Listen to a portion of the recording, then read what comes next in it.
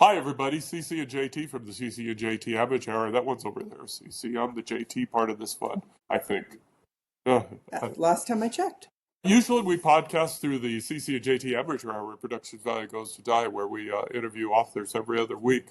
But for this one, we are putting on our Nevada Author Network. The Nevada Author Network is a collaboration between the Sierra Arts Foundation and the Sierra Arts Literary Community and our company, Two More Books LLC, in an effort to highlight and bring more visibility to the fantastic literary artists that are in Northern Nevada. And boy, we've been waiting for this interview for so long because we have a power couple. This is the first time we've had a couple to couple kind of interview, so this is fantastic. But if you've spent any time reading books in Northern Nevada, then you know we are so pleased to welcome the Provosts, Sharon and Stephen. Sharon, Stephen, welcome to our podcast. We are so glad that we're able to finally meet up. Why don't you introduce yourselves and, tell us why you're here? Okay, I'm Sharon Provost. I've been writing for just over 2 years now, and I started that thanks to him. When he was doing the Aces anthology, he convinced me I should write one short story. So I said, okay. And very quickly, the writing bug bit me. And so by Christmas of that year, so like less than 6 months later, we had our first short story collection out together. And then the rest is history. And I think book 10 comes out next month. So he's kept me busy. I'm Stephen. I'm the other half of the power couple. I'm the one who hasn't won an award because this fine young lady here won an award for the best short story collection at the Imaginarium Convention in Kentucky just in July. However, I have a little bit more experience than she does. I started out in a creative writing class. The bug bit me when I was a junior in high school, and I wrote a story that was 11 pages long for a 3-page assignment. So I knew I had something that was somewhat interesting to me. I worked at newspapers for 32 years. I decided that, hey, I'm not sure that I'm going to be able to make it as an author, but newspapers, that's a sure thing, right?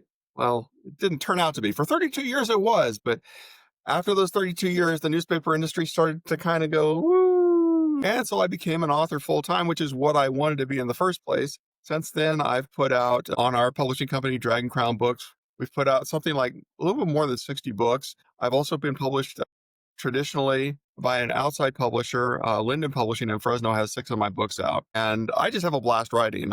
We're working on 2 projects right now, actually more than 2. I lose count, but we're all over northern Nevada and Northern California the next few months, leading up to Christmas with various events, and we can talk about that a little bit more later as well. Actually, that is one of the things that we want to pick your brains about, because we are just getting into the events in the local area, and it has been an interesting experience for us, especially as we're coming up on the Sierra Arts Book Fest as a recording of this, wondering, do we have enough stock for it? And, what do we need to prepare for this? So do you, at this point, since you've done so many events, how do you prepare to get out there and basically sell your wares? I've seen your setup. You have a wonderful collection of books. And so how do you decide how many of those to have on hand and things like that? It's guesswork. It's based on the season. For example, we have a book called All Hallows Night, even one called Christmas Nightmares Eve,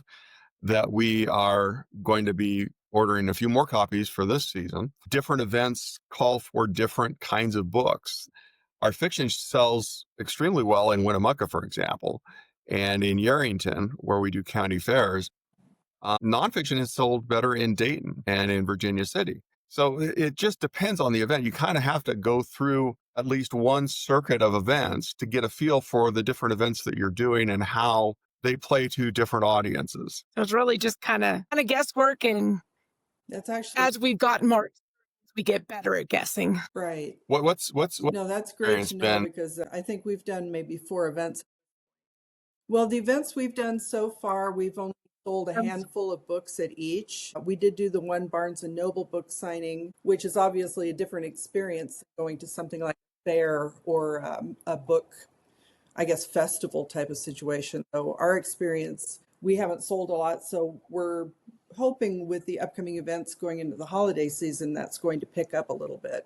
That's where our concern has in is, do we have enough stock? Do we have the right books available and things like that? So that's why we were curious about your experiences. Yeah, we've had very good experiences at fairs. We've had better experiences there than we have at actual book events, where we are sharing space with other booksellers. And the only thing I can figure out is that people are going to these events, these fairs, and we're the only game in town there. There may be 2 or 3 other authors there. For example, we went to the Candy Dance this last weekend, and that's a big event. They have like hundreds of people vending there. And there were 2 other very big name booksellers there. Michael K. Falciani, who's won several awards from Carson City, and Todd Borg, who's a pretty big name author from up in Lake Tahoe. But even with that, most of the audience there, or most of the vendors there, were crafters and food vendors and things like that. So we had a bit of not a monopoly, but close to a monopoly on the book market. And we found that works really well for us. We're hoping to try one of the big horror book events next year, because it seems like on the West Coast, there aren't as many of the big book festivals where people come ready to buy. And the book, the author events that we've seen, people come and look. And as you've seen, you sell a few copies, but not as many. It doesn't seem like people on the West Coast are as attuned to buying at those as they are on the East Coast, from what I've had experience with other writers I know. So we're trying a big horror book event, hopefully next year, waiting to hear on that and see how that goes. It's being run by people who are used to doing it on the East Coast, have the pull of getting people literally across the country to come to this. So we're hoping that will be an interesting event, and one where we will actually see a bunch of authors and all of us selling. We're also planning to go to the Sacramento Book Festival this next year. We had planned to go this last year, but the weather was just so hot on the weekend that it was held that we had to cancel that. But this year we're going to that as well. So it's kind of an experiment in working toward doing big book festivals and seeing how that goes. As Sharon mentioned, we don't have a lot of events out here specifically for horror writers, and focusing a lot on our horror writing this year specifically. She writes exclusively horror. And what ended up happening was we looked at these different events and we said, we don't find very many out here. So why don't we start a group to kind of promote the events that are there and see if we can't get other events started. Now, we're not going to do that ourselves. We don't have time to do that with all our writing. But to kind of provide the inspiration for it, we started a group on Facebook called Horror West Coast. And it's open to anybody, readers and authors. We're trying to connect them with one another and get some stimulus for the horror community out here. Because apart from the Horror Writers Association chapters in Los Angeles and Sacramento, there's really not much out here. But there are a lot of writers and a lot of readers who want to read horror. And so that's the kind of the impetus for that. Yeah, that's awesome, because the horror community is definitely underrepresented in the area. Okay. So the byproduct of your travels, of course, leads to creation of your books. We showed this one earlier. Fantastic. We just, as a matter of fact, we just very recently did this road to Ely, and we found the cover of one of my books in Ely when we took the railroad drive through the Northern Nevada Railroad. So that was fantastic. So what inspires you to write, about a particular road or a particular stop? It's fun to do, but what about the adventure transposes that into words on pages? Well, what I just always enjoyed traveling, and I've always enjoyed photography. And I got into this initially because I just put out a book called Fresno Growing Up on my hometown, Fresno. And I thought, well, what's the logical next step? Well, I had spent a lot of my childhood on Highway 99 that went right through Fresno from Sacramento down to LA. And I thought, why not do a book on that? And so nostalgia was my first, the first thing that got me to start doing this. And then I became so fascinated with what I saw on the old highways, the bypassed roads that went through town and still go through town. But now you don't see them because you're on the interstate all the time.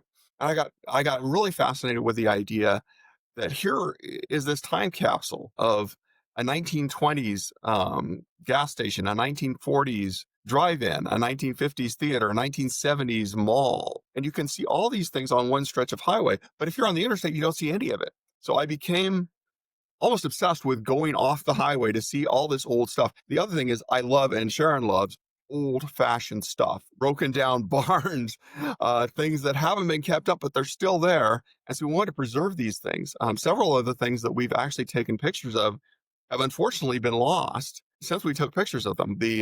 The Fox boarding house in Chinese Camp and the entire town of Chinese Camp just burned down a month ago. And we had done an entire book on Chinese Camp. And so that's the only way you're going to be able to see these buildings that we thought were so fascinating and so spooky and so full of history. And it was just a tragedy that this burned down, but we got to record that. And we've gotten to take pictures of places in Carson City and Dayton and elsewhere.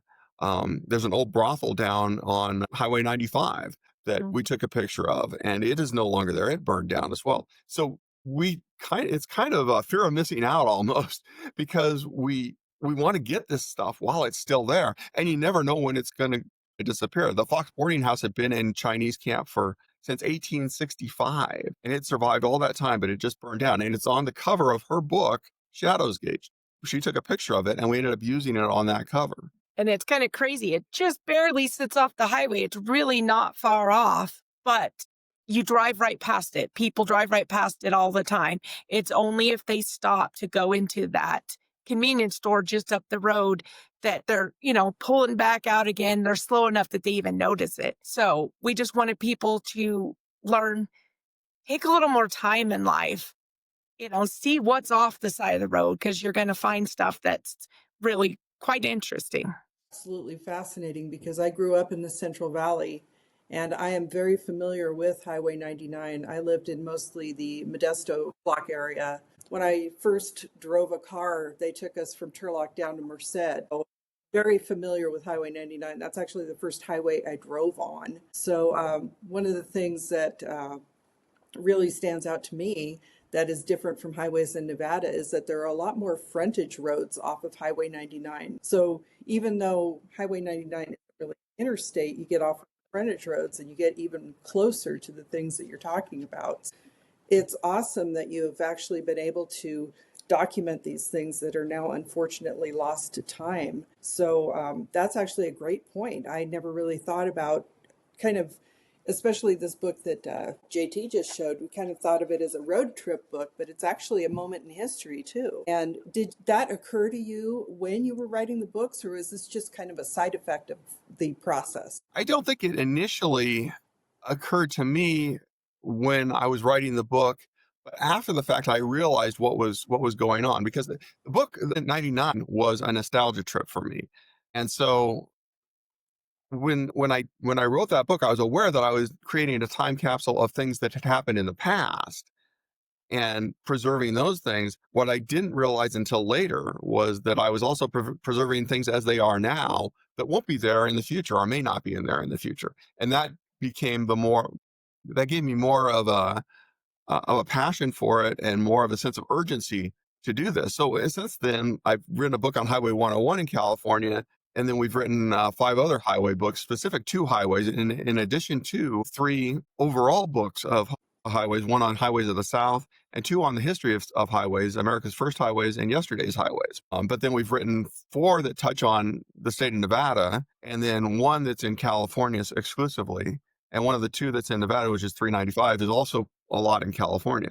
So these are all historical travel logs that take you up and down the highway. And that's the whole purpose of it. I just love history. I was almost a history minor in college. I didn't end up doing it, but if I had done anything else, I would have been a history major, because I think it's so important to remember all the things that in our society, people are really almost eager to forget. It's like 15 minutes of fame. It's become 15 seconds of fame, and you're on to the next thing. And if you don't remember the lessons of history, you're going to have to repeat them. Some of them aren't too pleasant. And when it came to America's Loneliest Road, we went on that originally by chance. He had gone by the Chamber of Commerce to try and get his Carson City book carried in there. and found the passports that you get it stamped across each city along Highway 50. And then you get a I Survived the Loneliest Road certificate. And we were looking for something to do on the 4th of July, and everywhere you stayed around this area was hundreds of dollars. And so we were like, I wonder what it is to go like to Ely. And it was not that expensive to stay in the Hotel Nevada. So we're like, let's do that road trip. Going along it, we just found so many interesting things that we had been planning a trip for his birthday like a week and a half later to go down Highway 49. And we're like, no, let's go back and do this again. And he instantly wanted to write a book. We started doing research and just found more and more and more as we went along, including underground tunnels in Eureka that if you don't know they're there, you drive right past, never know they're there. And you can access them from a little shop, and they'll take you down there for free. You don't even have to pay them anything. They'll take you down in and let you see these tunnels that used to go across the street to the bank and over to the governor's mansion and back to a hotel. So it's really quite interesting, the things you can find and just the history. Loneliest Road also used to be the Lincoln Highway. And so the path has changed dramatically as West 50, as well as being the Lincoln Highway. So places it used to go, it no longer goes, such as Hamilton, old mining town that, went bust. And when the town was basically, a few people again, they diverted and went away from Hamilton. But if you can get there, and that's a trip, definitely should have 4-wheel drive. It's really quite interesting to see these old buildings. And one thing, you just come up with all these little bits of trivia. And she mentioned one of them. She mentioned the governor's mansion in Eureka. The governor's mansion actually was in Eureka in 1897. I didn't know that. I would never have thought to even ask that question. But because we went on these trips, we found out information like that all up and down the highway.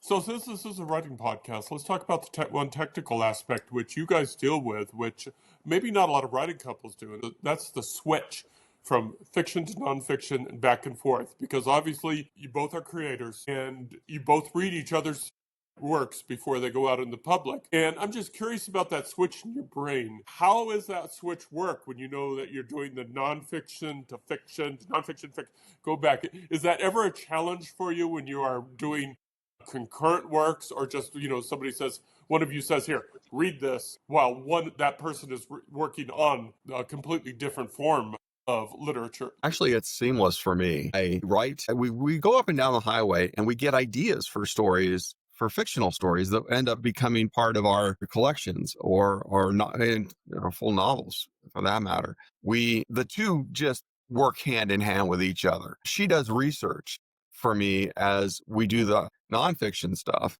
So while she doesn't do the actual writing for that, she's very much a part of that process. And she does, as you said, proofread my material before it goes out. She writes exclusively horror, so she gets ideas from all over the place. And the interesting thing about going up and down the highway and visiting these towns, ghost towns, and other places in Nevada that have historical significance is they have provided inspiration for works that are alternative history and historical fiction that she's been doing more and more since we've been doing this. And so have I as well. Several of my works are historical fiction and alternative history involving characters like Mark Twain and Ambrose Bierce and Solomon Northup. Our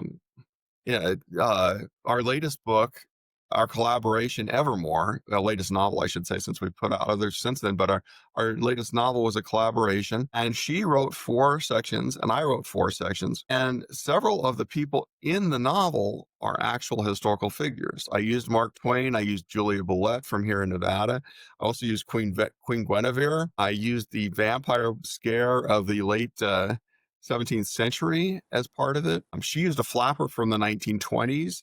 And then we also used the Black Dahlia. So all these people are in the book. And the same thing goes for Meteor Ridge, which has a number of historical characters like, again, Twain, Black Bart, D.B. Cooper, Jim Morrison. And so you can only imagine how much fun I have putting all these pieces together.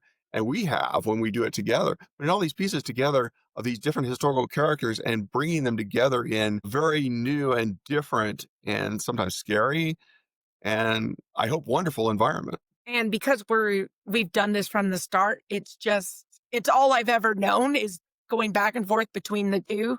So it's just natural to me now. It's no problem at all. And I started out as I said, I started out as a journalist, and I was a journalist for 32 years. And I always view history as kind of just journalism looking backwards. Journalism tells you what happened 15 minutes or 15 hours ago. History is applying the same process to something that happened 50, 100, 200, 1,000 years ago. And so it's, again, very seamless for me. It's the same kind of skill set that's required. I just may not be able to interview Mark Twain in person, but I can certainly refer to his notes and his writings and get a sense for who he was, and then can plug that person, my sense of that person, into the work that I do. So not only do you work together, but you also publish other writers in your anthologies. And I was wondering how that process differs from your normal writing. How do you choose who to include and things like that? Well, that can be a different process. We have published 3 anthologies. We're going to come out with a 4th here.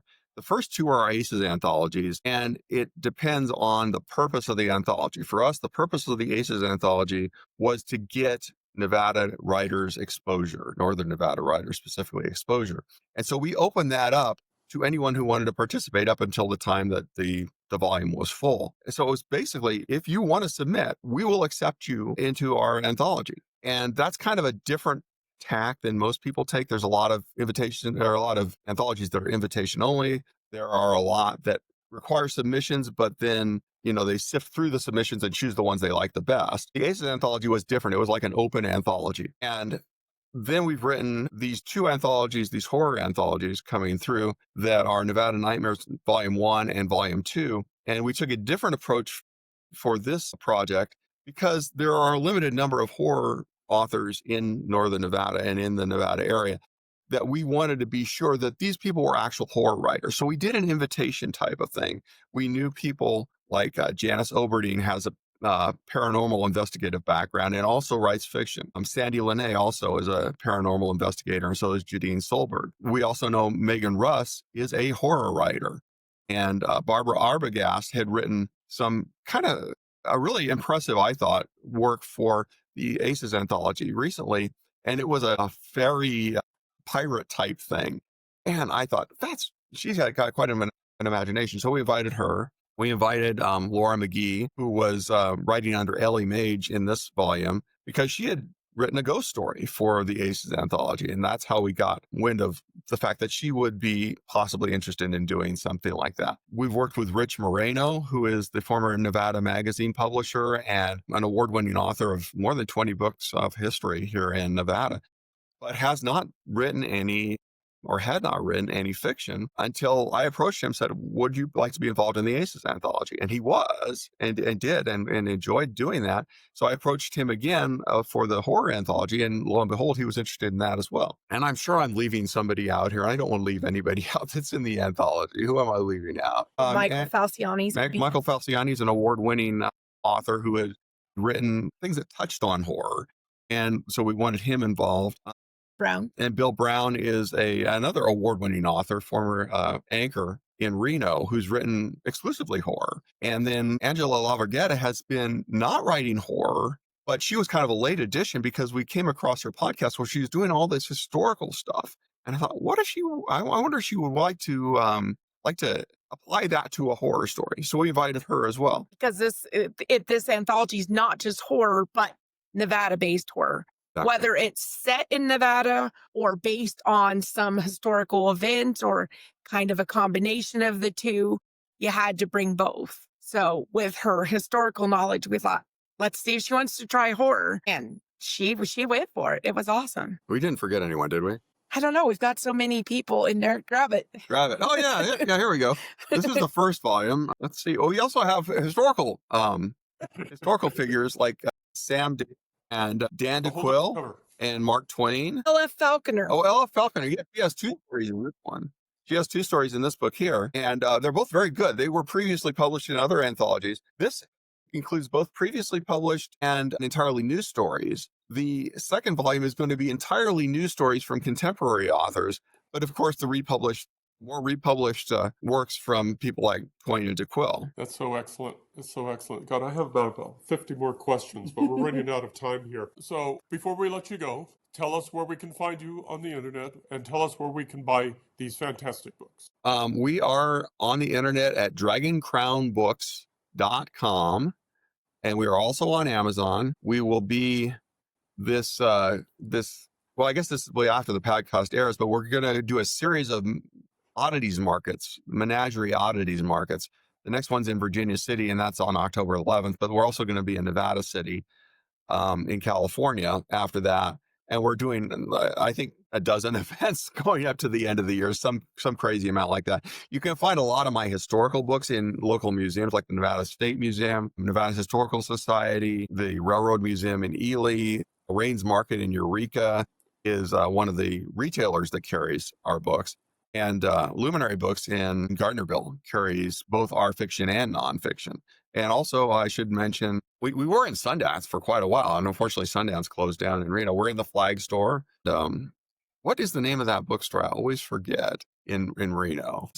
Grassroots. You were in Grassroots as well. And in several Virginia City locales, the Visitor Center, the Railroad Museum up there, Way It Was Museum, and Fourth Ward School. And we are also available to friend online. We have Horror West Coast on Facebook. We primarily on Facebook, not so much on Instagram, but we also have accounts on Instagram. And is there anything else? On Facebook, I'm under Sharon Marie Provost. That's correct, yes. Oh, and one more thing.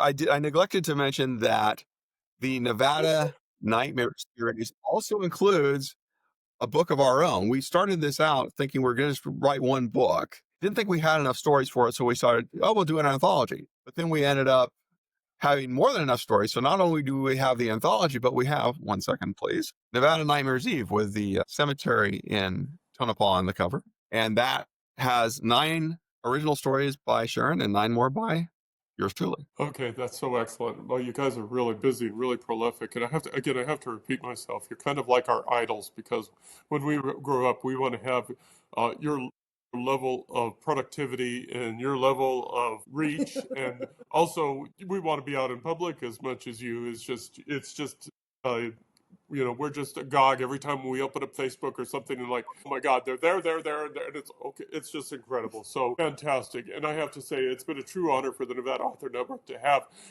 Sharon and Stephen Provost on our program. They epitomize the talent and energy that is all Nevada literary artists. So we want to thank you both again for coming on board, and we ask that you check out this podcast and other podcasts of the Nevada Author Network out on our website at www.twomorebooks.com.